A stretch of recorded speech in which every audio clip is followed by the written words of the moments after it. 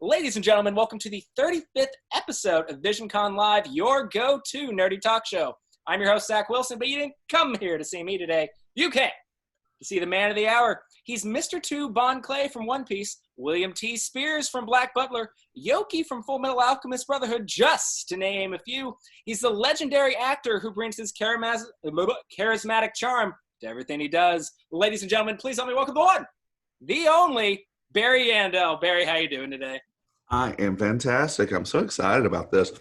Let me tell you, I was happy to, help out and stuff, but I did my research. You've had some big names on this show.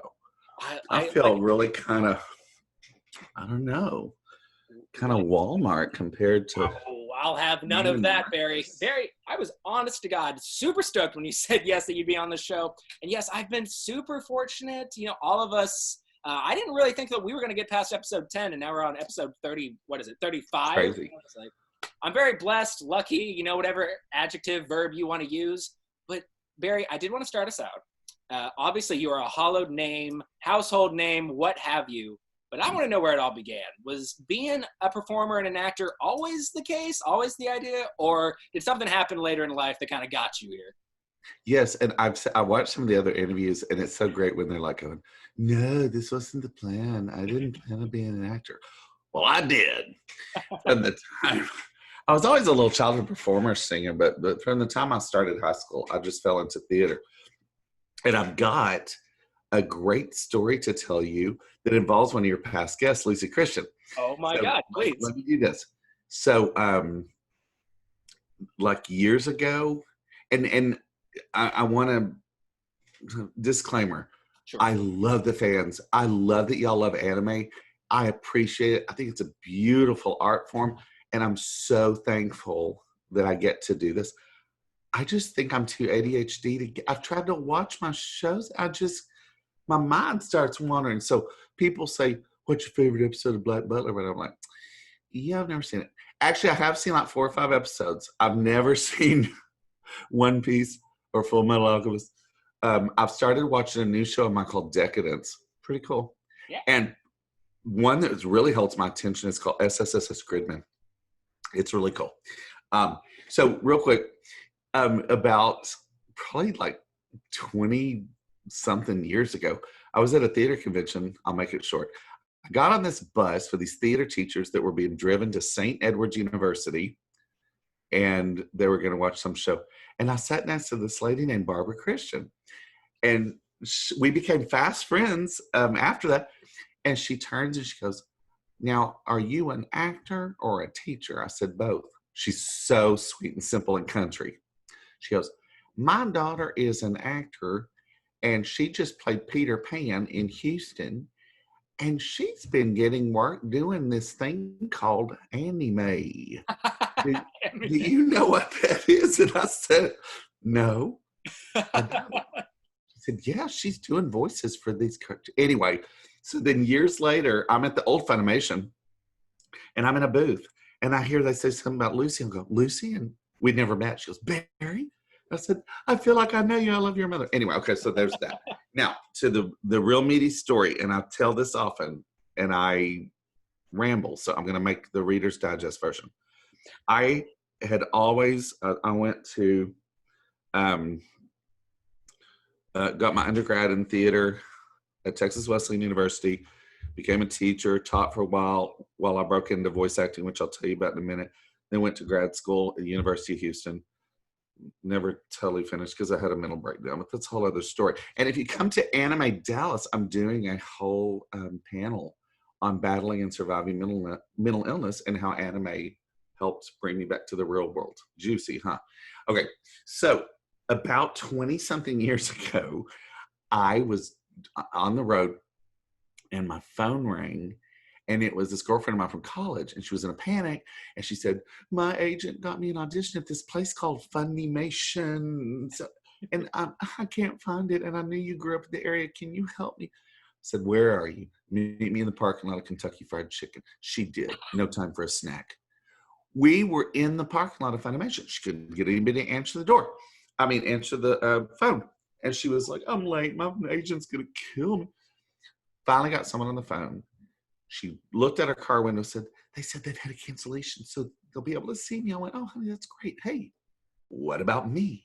Well, I had been on stage. I had recorded in the studio singing, and I had done a voice. I was the voice of a roller coaster at Six Flags Over Texas forever, but I really hadn't done that much. Sure. And she goes, oh, my friend is an actor, and he was wondering, oh, okay. They said no. Well, I went anyway. And very professional. You don't want to be obnoxious. And I went to the guy at the front desk with my card, and I said, my name is, if you get a cancellation, I'll be in the parking lot. He said, I wouldn't be able to help you. You'd have to talk to so-and-so. And I was like, and where is she? Okay, you know how they talk about your big break? Yeah. This was my big break. My Lana Turner moment at the soda fountain. Voice acting angel sang. Said, and where is she? He goes, as a matter of fact, she's walking through those glass doors now. Oh my and God. This lady walked in, and I was a little scared, but I was like, hi, my name is Barry Yandell. Here's my card. And she cut me off. And she said, I know you. And I said, oh. Well, I had just finished doing a show that ran for 3 years in downtown Fort Worth. I did it for the last 8 months called Forever Plaid. Fans, if you are in the musical theater, it is the most beautiful show. And I did it for 8 months. That's how I got my equity card. And I figured she knew me from that. And I said, oh, from Plaid? She goes, no. We used to compete against each other in college. I said, really? We didn't go to the same school. It was some college fest shows competing. And I said, really? And I don't know. I got comfortable all of a sudden. And I said, really, did you win or did I? She goes, probably you, because you were so good. And I said, well, thanks for the compliment. If you really believe that, if you get a cancellation, I really want to audition. And she goes, oh, please, I know what you can do. Follow me. Oh. So she took me back, and my friend lit up and kind of like, how did you get back in here? They said, no. I don't remember what happened that night. But for the next 3 to 5 months, patients want to be future voice actors. They called me back in. It was convenient. It was close to my house at the time. And I laid down my voice and whatever. Well, then I went back, and they called me in for a show, which I have not seen this series, but I've heard it's really bad. But I love it because it got me my break, called Dragon Ball GT. And I played a character named Daltaki, and I turned people into dolls. And at the end of the audition, this guy who I love, he's in LA now, but Christopher Bevins, he goes, dude, that was really good. I was like, thank you. He goes, you'll be hearing from us. And I went, oh, thank you. Well, I'd been hearing from them, come back and lay down your voice for nothing. And so I thought nothing of it. He goes, now, this isn't our top show, so, it may not be real soon. And I was I don't think I was a jerk, but I was dismissive. I was like, listen, I've been coming in for the past 3 to 5 months. I ain't holding my breath. He goes, no, you really are going to hear from us. I said, okay, thanks. What's for dinner? And I left. And then they called me. And of course, this was before really social media. And the fans went, well, and so I got that role. And then I kept getting called in. And now I am so beyond blessed. I do not take this lightly. For my roles at Funimation, I don't audition anymore. They just cast me. And I'm it's not easy to get to that point. But a lot of wonderful people have made that happen. I will say this, people say, what's the difference in theater and voice acting? There are wonderful people in the theater, beautiful people.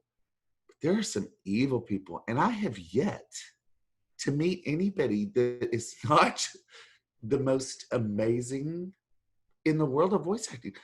They don't seem competitive. They're supportive. Every time I leave a session at Funimation, I feel like I've been to therapy. Even the people that do, cocky characters, and I play a lot of villains, and that's why at Comic-Cons people are kind of scared of me sometimes. But I can honestly say the voice acting world, the people that you're fans of are just really great people. I'm fans of them too, as human beings. So anyway. Enough rambling, but isn't that an interesting story that it was kind of handed to me? Well, it was a mixture of being in the right place in the right time, knowing the right people, And just the fact that you guys used to compete with each other, and that ended up getting you like started, and then obviously it snowballed into what you are today. And on that note, I did want to talk about a few characters, a lot of that the fans know you from.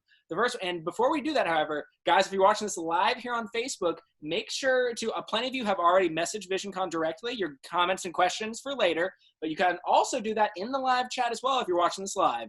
But with that said, the first character I wanted to get to know more about is one of them that's very near and dear to my heart personally, and I know a lot of other people. That, of course, is Bon Clay from One Piece. Now, as you expressed, which I got a kick when you told me that, you know, while you voiced all these characters, you haven't watched actually a lot of the animes attached to them. But about Bon Clay, is there anything about Bon Clay that really has stuck with you, and kind of what was the inspiration of Bon Clay's voice? That's great. Sometimes I channel voices, but Bon Clay and most of my character voices, I'm kind of scared to admit. I wish I could tell you there's some magical formula on my education.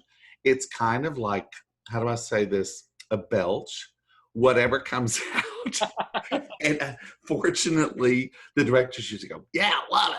Now, every once in a while, they might be like, hey, let's go a little guttural. Let's go a little lower. Let's, you know, they'll guide me, and I'm open to it. But as far as Bon Clay, another interesting story, I'll be brief. That role was gifted to me as well. A fantastic director, actor named Mike McFarland. Y'all know him. You've met him at cons. He's brilliant. He was the original Bon Clay. And he did the first couple episodes, and maybe a video game or something. I'm not. We talk about it on one of those actor commentary things that you'll see.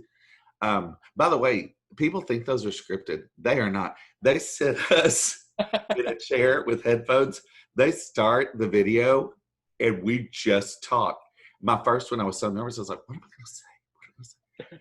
Mike McFarland was in the booth one day, and he goes, guys, I am so miscast as this character. Y'all should totally call Barry Yandell. So they called me, and I took over the role. And then he became Buggy the Clown. And then he still directs or whatever. Now, I hear they're working on some new One Piece, and I'm mad that I'm not on. But hopefully my character come back. While I have not watched the 1,500,000 episodes, that is quite an investment in time. I did get to know him and his arc. And I say, as far as an arc, that's one of my favorite characters, because he starts off as friend, goes to foe, comes back, you feel sorry for him, you know. And anybody that fights using ballet and his eyelashes as a weapon, how can you not love him? But he was just real foppish, and you know, could I bother you for a cup of warm soup, chicken noodle? It's just, I hate to say it, but it just kind of came naturally to me. So, but I love that character, and I will forever be grateful. And I've worked with Mike on a number of shows since, one that I haven't watched, but I'm going to because it looks cool. It's called Double Decker. It's a cop show. And he can get something out of him. So can a lot of wonderful directors. I mean, I don't mean to blow sunshine, but the people at Funimation and Okratron, which is Okratron 5000 is owned by Christopher Sabat, you know, All Might, Vegeta, and whatever. They're just so great, and I love them so much, and I owe them the world. So, yeah, that's Bon Clay. What other character? Well, real quick, you know, before we move on, I just want to say Bon Clay, yeah, he's very dynamic. You know, the fact that he does ballet for his fighting, I mean, it makes sense with ballet being so dexterous and, you know, hard on the body unless, you know, you train properly. But I did want to ask, how many people, you know, when you go to these conventions, obviously before all this, you know, COVID stuff happened, know you as Bon Clay? Do you know what? It's weird. One of the fans, or one of the states that was the biggest Bon Clay fan and surrounding areas, I was in West Virginia. Really? And I love that I'm a voice actor. I don't talk about it a lot, except when I'm being interviewed on shows. And like one time I was at a Chili's on my birthday, and the bartender was like, you have a confession to make. Are you a voice actor? How come you've never told me? I'm like, well, I normally don't order a drink and say, by the way. But anyway, West Virginia and like Ohio. I had this guy, hey, if you're watching, Ryan Obenauer, I love you. You're such a fan and so nice. Oh, yeah. He's a big Bon Clay fan. And I love being able to do this because it doesn't cost me anything and it makes people's lives. I think it's silly, but I walk around I'm not one of those voice actors that like, I probably should be, maybe it'd make me more special, but I don't like disappear in my hotel room. I like walk around and meet people and hear their stories. And I love it. I'm so interested in people around the world. But I was going through the vendors and this guy was going up just begging, oh, do you have any Bon Clay figurines? Please say you do. And I walked behind and I overheard him. And I said, hey, have you ever met the actor who voices Bon Clay? He goes, no, I would love to. I said, nice to meet you. And he flipped out and we took pictures and stuff. And I know that's cheesy, but it just, little things like that. I think a lot of times people, now I don't know about other voice actors, but a lot of people think that we're like, our time can't be what. It makes my day when someone is such a fan and I can just be like, hey, let me give you a free little button of him since you're such a fan. It's really special. So I don't take it lightly. And I think most of the voice actors that I know really appreciate, the interest in the fandom. So you guys are definitely a unique breed. And on a personal note, granted, I've interviewed, celebrities all throughout the spectrum, but I will always admit, between us girls, there's always been, just a very special place in my heart for voice actors. Like, you guys are just so genuine, so just like really wanting to interact with your audience that, it's something untouched by other mediums. But and I think it comes from our passion about it. And if anybody is, I've seen one voice actor who doesn't do much of anything. And I think that's why he acts like a diva. I'm like, dude, you're a voice actor. You are not Keanu Reeves. A voice actor. You get to make fun voice or whatever, but you're not recognizable on the street, which, by the way, is such a positive, not being recognized. Because I used to think that I would want to be recognized, and I experienced that with Forever Plaid. It made me very uncomfortable. I thought people were laughing at me and making fun, and I was about to go tell them off, and they came up and handed me a rose and said, I made their first date so special with my performance. Anyway, voice actors are a special breed. And I'm glad that you've gotten to know even the big names. They're just approachable and kind, at least in my experience. There may be some fans like, yeah, everybody but. Sorry, I try to be nice.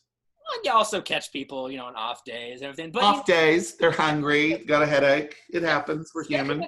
Sentimentality aside, the next character I wanted to dissect is probably the polar opposite of Bon Clay. That, of course, is William T. Spears from Black Butler. So, voicing William, was it kind of hard to do so much like on the opposite end of the spectrum as like, Bon Clay or Yoki? Good actors, good voice actors have range. Sure. I am kind of, and I'm not complaining, I'm kind of pigeonholed into the villain, the quirky, the over-the-top, flamboyant characters. I have no problems with that.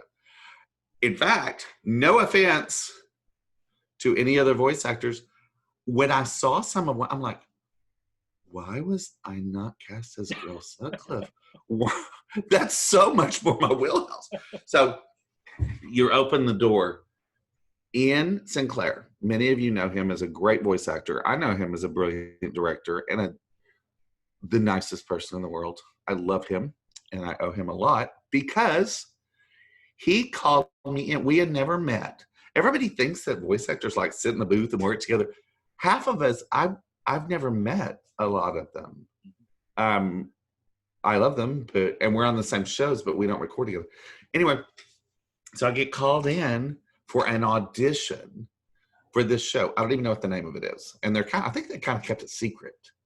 Like, by the way, when I worked on a show called a video game called Borderlands, they have code names, and I don't play video games, so very much. I mean, I did as a kid, Pac-Man, but the code name for it was Willow. I was like, is this a game about a tree?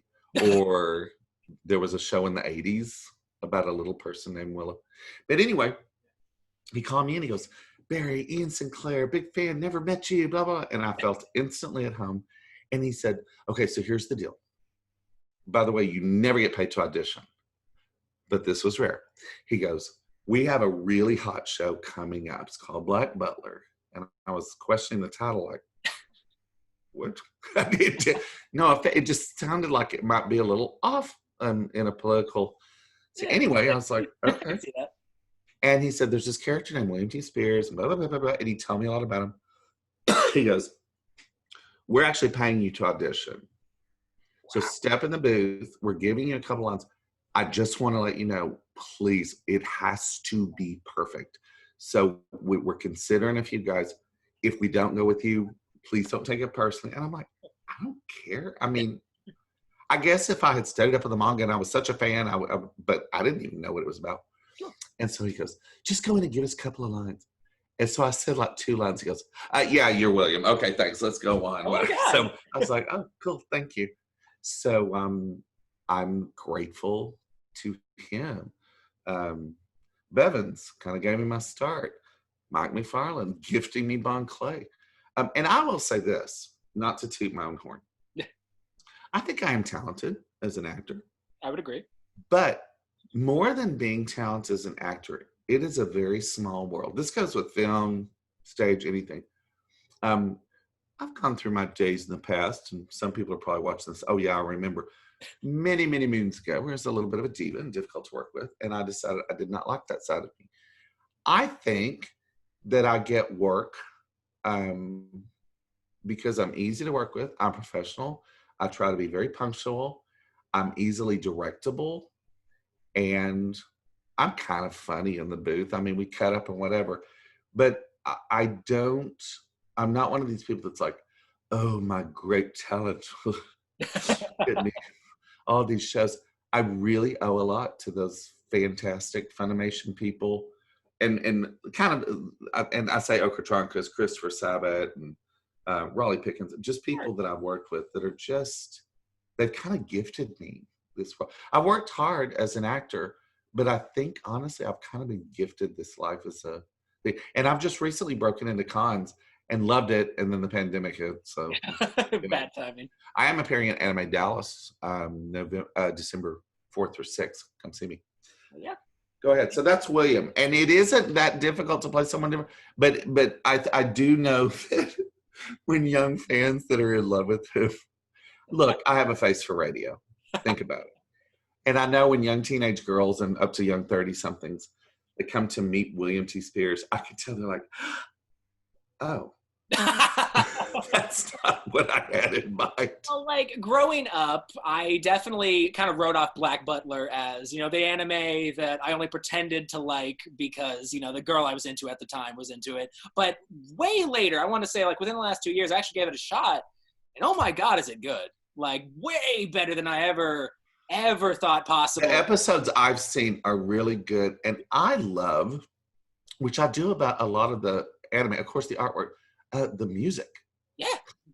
It's just really, I don't know, it pulls me in. Yeah. I mean, I know I don't need to tell all you guys watching to go watch Black Butler because over a third of you probably already have. But if you haven't, go watch it. But I want to move on to the last character I wanted to deep dissect. And that, of course, is a lovable goofball. Doesn't get enough credit in the show. Or as far as the story is concerned, I want to talk about Yoki from Full Metal Alchemist Brotherhood. I love him so much. I know he's kind of the butt of a lot of the jokes in the show, but I wanted to ask, what's the inspiration behind Yoki? Any fond memories about voicing Yoki? And, anything else under the sun about Yoki? The fond memory of voicing Yoki, again, I had no clue what was going on. It was another belch. He does. I mean, if people want to be really critical, he's got a little Bon Clay twist to him, I'm one person. Sure. It's funny. Some people say, happy birthday to the man of 1,000 voices.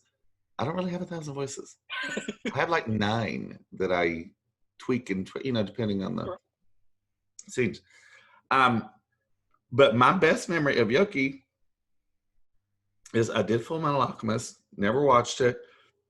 And then like 2 or 3 years later, Funimation calls me in.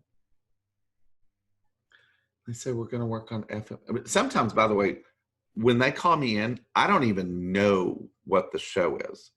Sometimes they'll tell me who my director's going to be. are you available to work with Jeremy? And then sometimes they'll say the show, and I'll be like, oh, what's that? A lot of fans still think that we get the scripts ahead of time and we study them. Now, acting on stage, I live it. I analyze it. It's very academic. I live it. But voice acting, it's not really acting. It's very good cold reading. Yeah. I do not see the script until they'll put it up. They'll play it in Japanese, not because they want me to ever sound like the Japanese actor. Sure. No offense. It's just, there's different, what they require. But they'll show me for like pace and volume and tempo, and I'll watch and I'll try to make it fit in the time. But we never get the script ahead of time, ever. That's wild. And they'll tell us the basis of what the show that's going on, but I have no idea. And then I'll like 5 lines later, I'll be like, oh, so that's why I said, okay, yeah. And then people picture like old time radio that we're all with the headsets talking to each other.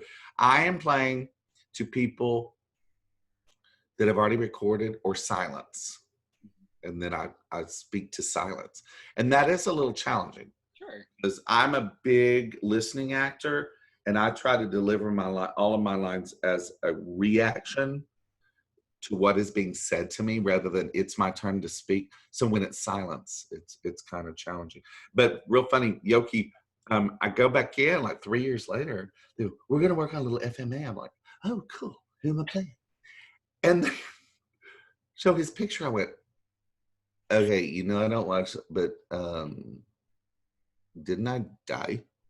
And they go, oh yeah, this is Brotherhood. It's anime. It doesn't matter. Yeah, you're born again. So I was like, well, hallelujah, let's do it. So that's my main memory of him. And similar arc in Bun Clay. You love to hate him, and then you love him, and he does some decent stuff as I remember. But yeah. Yeah, they really do turn it around. Before we go on to our next segment, I did want to touch on one thing you kind of mentioned, and that's when you're doing voice acting, especially for dubbing anime, oftentimes when you're alone in that booth. So how do you, somebody who has much experience in the art, how do you kind of, when you have to be the guinea pig, the first person in that booth and just talking to silence, what do you do to still deliver such a compelling performance? Thank you for asking. I actually, I coach privately, but I have a waiting list now. If any of you are interested, and we'll give you contact information later, like Instagram and stuff. But 2 or 3 years ago, I've taught theater, but people that were, really hungry, future voice actors, like, how do you teach me? How do you come to the voice? How do you do this? How do you do this? I was like, I don't know, I'll just do it. Like, we want to study with you. Well, nobody wants to pay me money for me to say, I don't know, just do it. So I went out to my pond and I sat and fed the fish with notes and video. And I was like, I reflected. I was like, what is it that I do? I don't know. I've never really thought about it. I just do it. And I came up with a 7-step process with some other stuff thrown in, some little juicy secret weapons thrown in, called the Actor's Launch. And real quick, so step 1 is look at the picture. Step 2 is read the character description. I use step 1 and 2 to come up with the voice. And step 3 is, if you don't know any words, look them up or ask someone. Step 4 is pointing, like, what words do I really want to stress that I feel are most important? And sometimes I get that from the character description. Step 5 is based on the Bible of acting, which translates to voice acting to audition by Michael Shirtliff. Step 5 is a clear other. Step 6 is a moment before it. Step 7 is kryptonite, weakness, vulnerability. So I said that so fast so that if you really want to know, you'll get on my waiting list and pay me tons of money. I'm also way more reasonable. Like I said, I'm the Walmart of voice at cons. I don't want to make other voice actors mad, but some of my merchandise is a little less and stuff. And competitive price. I love the life of it. So yeah, it is much more, Zach, than people realize. So when I study, people study with me, they're like, God, I never realized y'all did all this at once. I said, Well, then if it was so easy, everybody would be a voice actor. Listen, if you can do impersonation, make funny voices, that's great. That means you have a voice. That's not even the first step in good voice acting. And I will tell you, most directors, including another goddess, Caitlin Glass, y'all know her, you love her. She's directed me in a number of things. She is one that says, and I believe it too, that theater actors make the best voice actors because they have great instincts. And I go a step further with people I study with, people that are great in theater, but also have experience with musical theater. They just seem to understand how to manipulate the physiology, their instrument better. So, big fan of Caitlin Glass, and I agree with her that, you know, and directors say, I interviewed them and I said, what's the most important advice you could give a voice actor? And they said, being directable. Being directable. Nothing drives them more crazy than hearing a read and being like, okay, that was great, but now can you do this? And they get the exact same read. So if you want to be a voice actor, be directable. Well, and like a quick aside, I was with a group of friends. I want to say, this was probably, a couple weeks ago. And there were other people wasn't really familiar with. And there was one guy in particular that after this, I was definitely not going to be familiar with, where we got on the topic of, anime and, voice actors. And then this dude was like all high and mighty, like, listen, I got a great voice. I can be a voice actor. And like, here's me, having a whole show interviewed now 35 voice actors, knowing full well all the trials and tribulations you guys go through and all like, how impressive performances that you guys give, but all the God that you go through. And I was just like, all right, we're about to throw hands like for you to undermine that. But I did. So the last segment I did want to talk about before we go to the plug zone is a lot of people who watch the show, Barry, are obviously here to see the great guests that we have, like including you. However, a lot of other people watch it because they're either wanting to get in the entertainment industry or already are, but just want to know what to do next to kind of, increase, their level of, recognizable, if you will. So the next two questions, keep that in mind. The first one is, how do you, Barry Yandell, deal with rejection? Now, as we all know, rejection is, a commonplace in all of our lives. However, if there was ever an industry that I would argue probably has the most rejection, it would definitely be your industry, which is, of course, the entertainment industry. So what advice would you give the folks watching at home to deal with rejection? Does it get any easier? Or if it doesn't, what do you do to kind of, make it not so bad? Yeah, that's a great question. And it's so true. If you're thick-skinned and you can't take criticism, whatever, paint. Or, well, you'll get criticism there too. I don't know. Don't go into entertainment because it is more no. Now, in the world of stage, like Broadway and whatever, although Broadway people are nice to me too. I haven't made my debut yet. I will. I may be townsperson number 3, but I will soon. Sure. But it's all about being rejected. And if you can look at, and it sounds cheesy and like, oh, yeah. Each rejection as an opportunity for growth. Your time is not right. Great book, The Secret by Rhonda Byrne. Changed my life. You are the designer of your own destiny. If you don't like the way things are going, change it.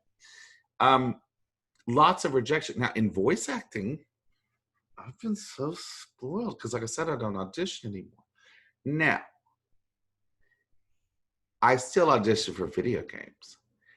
I have been auditioning for Paladins and Smite for like 3 or 4 years.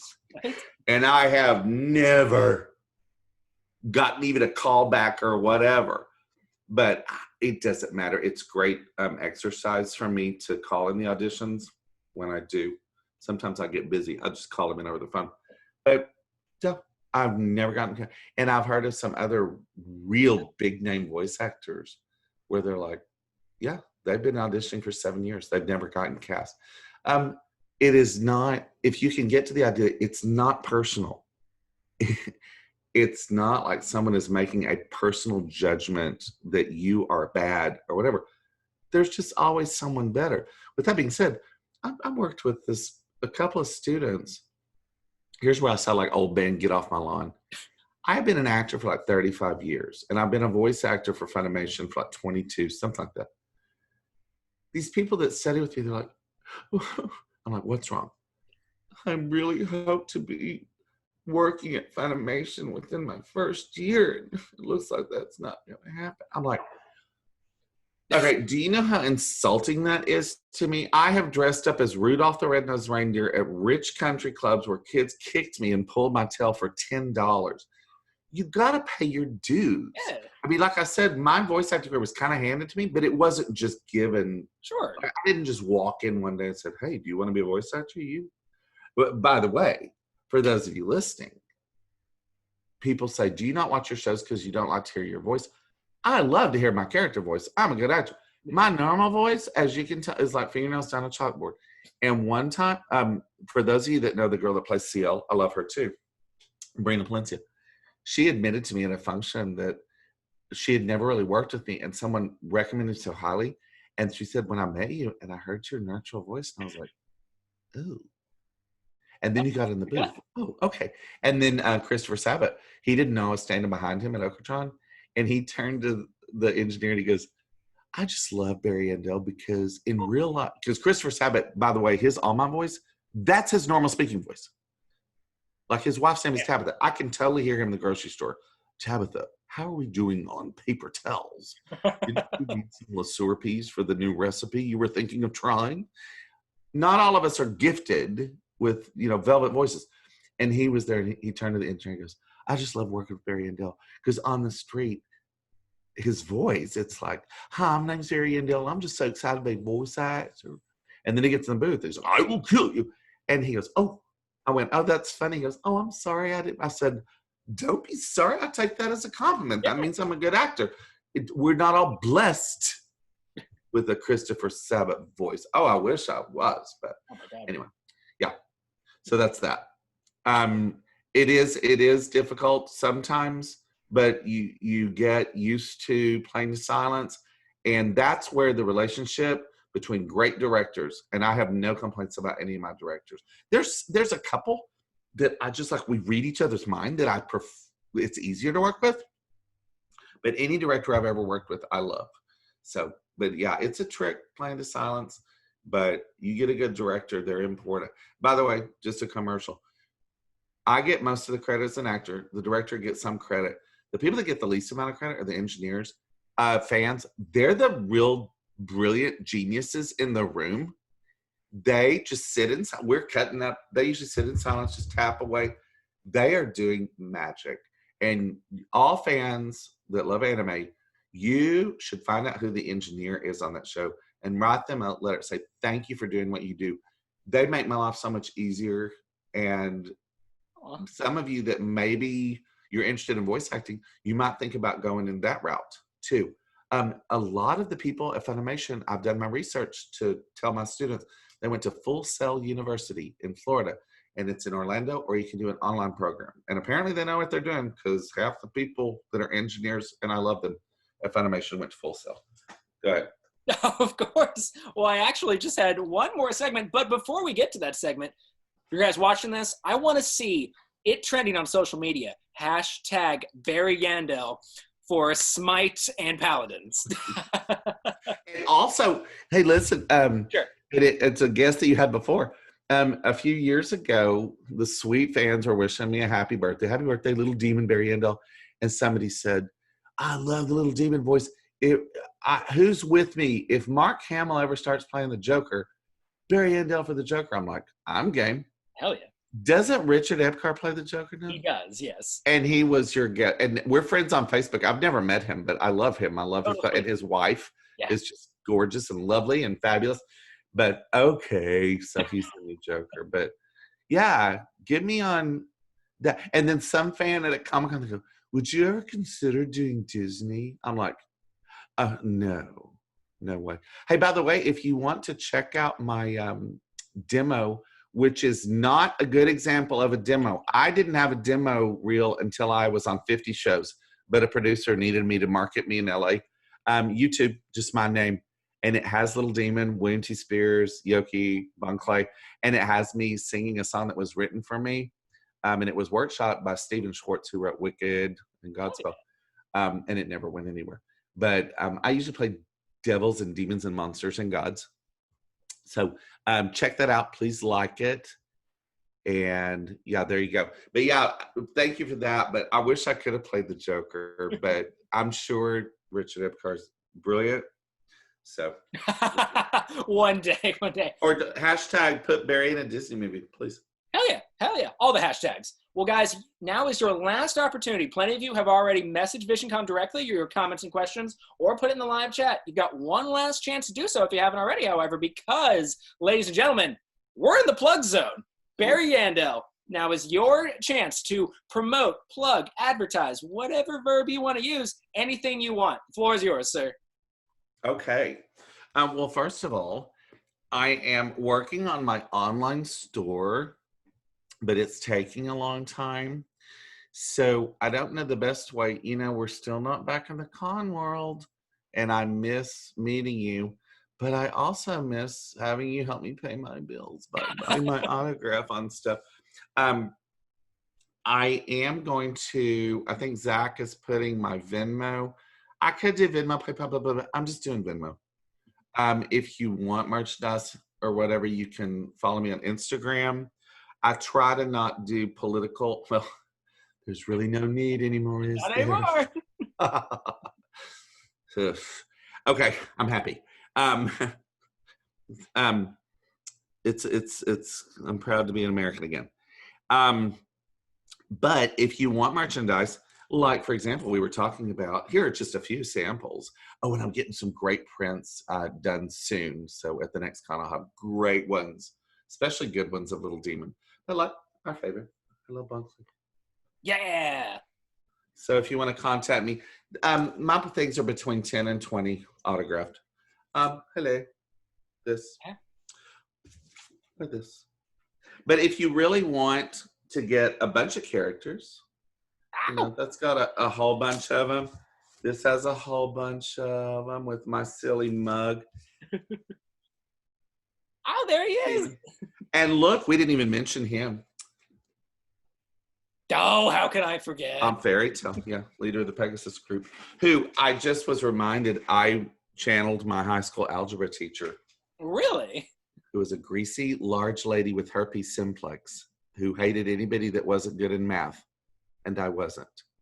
I'm not sure what she's doing now. Well, Hello. now who had the last laugh? Hello. No, I'll definitely grab, once that starts, I'm definitely grabbing that Bon Clay one. Yeah.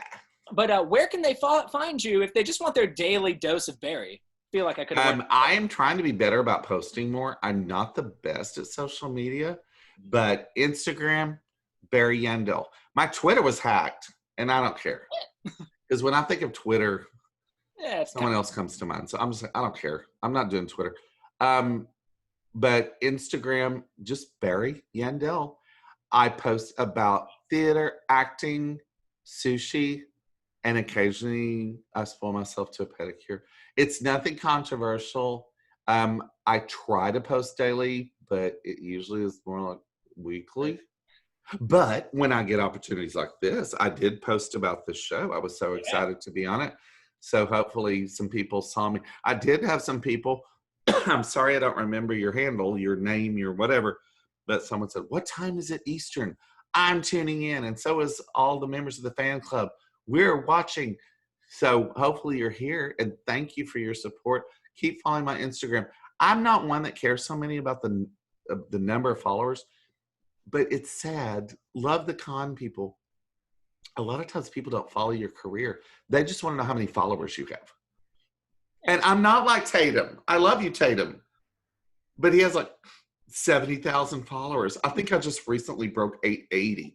So I just kind of started. So I haven't really been pushing it that much. But I would love for everybody watching this to ask at least 72 of your best and closest friends to shock me by following me on Instagram. And I'll try to post more. If I get more followers, it's going to motivate me to post more. Yeah. Well, and guys, if you're watching this live, I put all of those links that we talked about in the live chat, or if you're watching this later on YouTube, all the links are going to be down in the description box below. And with that, we're out of the plug zone and going right into viewers' comments and questions. So I'm going to do this how I usually do, guys. Going to try to balance it out 50-50 with the messenger and the live chat. So go ahead and let's get started. A lot of people are saying, hi, Barry. Hi. Okay. All right, so Chris tuned in and wanted to know, hey, Barry, what was it like voicing, and I'm going to butcher this, Kumagaro in Sands of Destruction? Here's where you get me.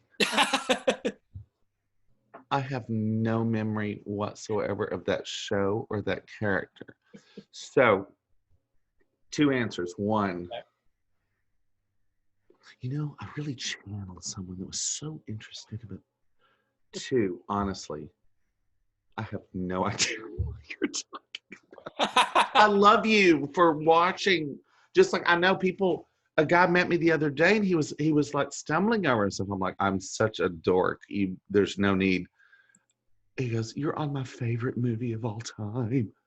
Oh, Summer Wars. Did you love it? I said, I think I was some dirty old man at the table or something. I've never seen it. So I kind of apologize. I do not mean to make light of something you really enjoyed. Thank you for enjoying it. I just don't remember. Somebody the other day was like, hey, my God, you were on Tokyo Ghoul. I'm like, according to Google, Kumagaro is this little guy right here. Oh, I do remember him. I do remember it wasn't a typical voice. I mean, it wasn't what you would normally expect him to be. Thank you for your help. I thought I lost you. Anyway, keep watching. Thank you. Watch some of my new stuff. Try out Grid Band. I voiced the character that Tim Curry did in the live Prayers for Tim. He's not doing real well physically right now, but it was such an honor to voice a character that he voiced live. Okay. Well, Cordelia tuned in and said, hey, Barry, I have a few friends who wanted to attend this live, though could not. Don't worry, it's recorded and going to be on YouTube the following Friday. Could you say something in Will's voice for them as their request? LOL. Love your work. Thank you. I would be happy to. Pretty soon I'll be on Cameo once they finally get back in touch with me and I can wish you happy birthday and all that sort of stuff with William's voice. I would be honored. I would suggest you don't look at the face when I say it.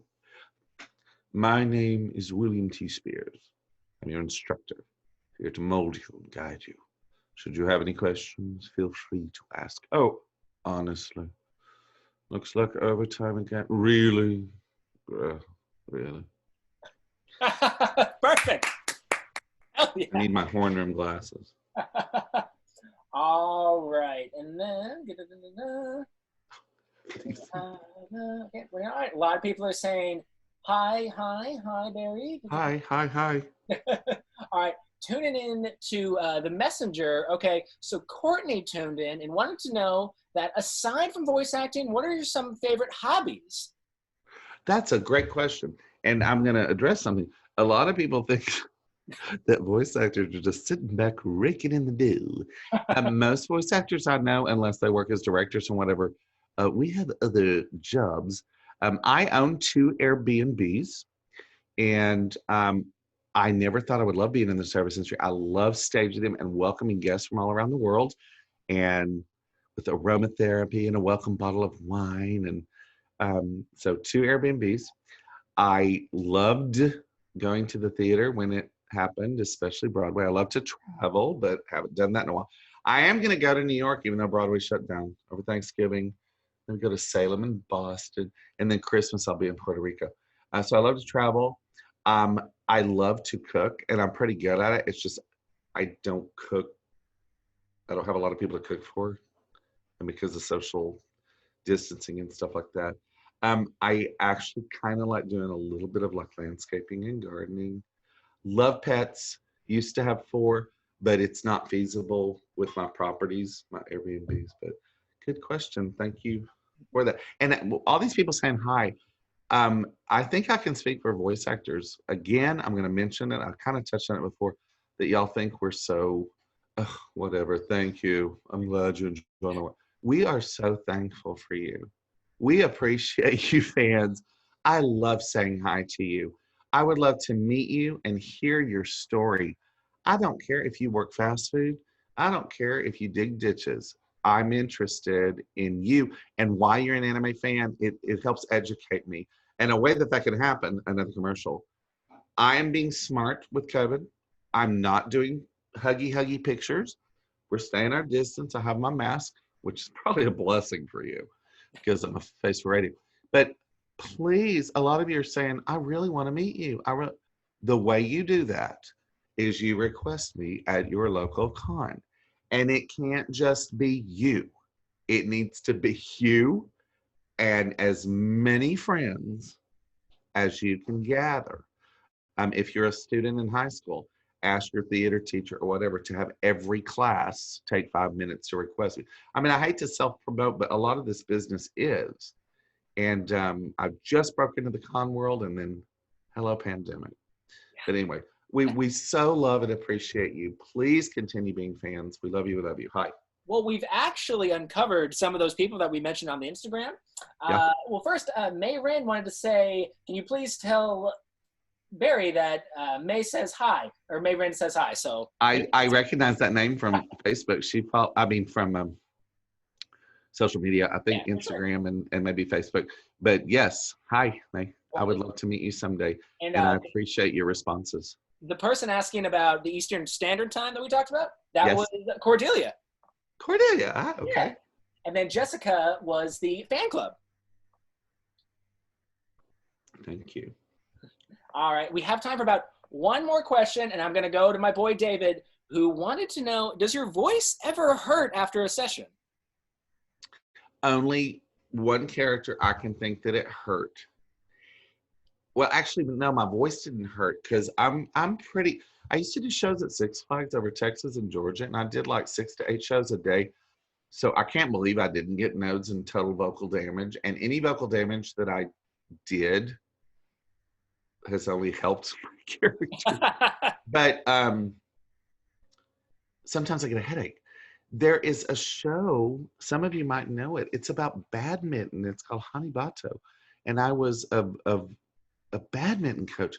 He yelled nonstop, yelled. And the director was like, do we need to take a break to give your voice a rest? I said, my voice is fine, but I've got a splitting headache. So yeah, if I could use a break. By the way, those of you interested in becoming voice actors, it's great if you can make a really cool voice, but you need to ask yourself, can you sustain that for a 4-hour session? I mean, you can't do that forever.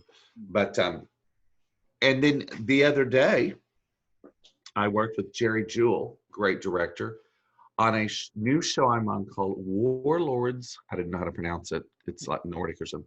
Warlords of Sigurdva. And I played this guy in an airport hangar, and he yells a lot. But no, I think as I support from the diaphragm, I never really experienced. But I've heard of some actors who do. It's an interesting question. Yeah. Sure. All right, guys. Well, with that, ladies and gentlemen, this has been episode 35 of Visioncon Live. Now, before we wrap things up, Barry Yandell, any final thoughts to leave us on? No, just thank you for having me. It's an honor, and so pleasant to see your face rather than just your name in print. Fans out there, thank you for tuning in, all 3 of you. No, way more than that. Okay. Especially because, I know that I don't play tons of lead roles. But some of those supporting characters I love so much. So please request me. Please reach out to me. If you want to get on a waiting list to study with me, you can. Follow me on Instagram. Get your friends to. And just keep watching. And it's a rough time in the arts. Funimation has done amazing. I don't know if you know, a lot of us are recording out of our closets at home. And it's amazing what they've made happen to save this industry and to keep the fandom going so your world just doesn't stop. So be grateful to that. Write me fan letters to Funimation. All my friends get fan mail and I never do. So I'll try to write you back. We're not up at the studio a lot during the pandemic, rarely. I just finished a movie. For those of you that follow my show, Goblin Slayer, there's a new movie of Goblin Slayer that's streaming now. I recently returned to Black Clover for a couple of episodes. I did some new characters, minor characters on Fire Force, and I'm currently working on Decadence, and I think it's really exciting. I play a lead villain called Hugin, and Warlords of Sigurdiva. So reach out any way you can. I really will try to respond at the very least with a little emoji to show you that I did see your post, and I'm grateful. And let's say a little prayer that, well, one of our prayers was answered, at least most of us, that cons just start being able to safely thrive again. Not foolishly, but safely, because that's the only way that I'm going to get to meet you and see your part of the world and hear your story. But thank you so much, Zach. Thank you, fans. Keep watching. Please, please, please. I appreciate you all. And like I said, if you're watching this later on YouTube, all those links will be down in the description box below. But until next time, guys, ladies and gentlemen, this has been episode 35 Visioncon Live. Thank you guys so much for watching. Of course, my name's Zach Wilson, but much more importantly, this has been my special guest, Barry Yandell. If you're watching this live, make sure to tune in just 45 minutes for episode 36 of Visioncon Live with, of course, celebrity guest Steve Staley. But until next time, guys, always remember, hashtag Barry Yandell for Smite and Paladins, and always remember that life's better when you have friends to share it with.